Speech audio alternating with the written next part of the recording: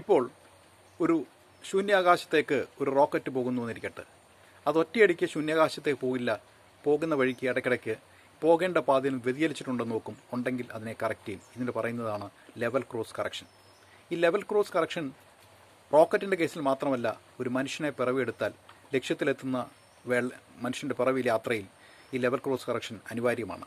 ഇവിടെയാണ് ഒരു പ്രാപ്തനായ ജീവിച്ചിരിക്കുന്ന ഗുരുവിൻ്റെ ആവശ്യം. ഞാൻ എൻ്റെ ആത്മീയ ആചാര്യൻ ശ്രീ രാമചന്ദ്ര മിഷൻ്റെ പ്രസിഡന്റ്, ആർട്ട്ഫുൾനെസ് മെഡിറ്റേഷൻ ആചാര്യൻ 1994 ജനുവരി മാസം 31 കണ്ടെത്തുന്നത്. ശ്രീ രാമചന്ദ്ര മിഷൻ എന്നത് ലോകത്തിൽ 180 രാജ്യങ്ങളുള്ള ഒരു ഇൻ്റർനാഷണൽ ഓർഗനൈസേഷനാണ്. ഒരു ഗുരുവിനെ കണ്ടെത്തിക്കഴിഞ്ഞാൽ വർഷത്തിൽ 2-3 ദിവസം ഒരു ധ്യാന കേന്ദ്രത്തിൽ ഗുരുവിനോടൊപ്പം താമസിക്കുന്നത് അനിവാര്യമാണ്. ശ്രീരാമചന്ദ്ര മിഷന് ഹൈദരാബാദിൽ കനകയിൽ ഏതാണ്ട് 1 ലക്ഷം പേർക്ക് ഒരേ സമയത്ത് ധ്യാനിക്കാവുന്ന ധ്യാന മണ്ഡലവും അനുബന്ധ റെസിഡൻഷ്യൽ ക്വാർട്ടേഴ്സും ഉണ്ട്. താമസം, ഭക്ഷണം, പരിശീലനം തികച്ചും സൗജന്യമാണ്.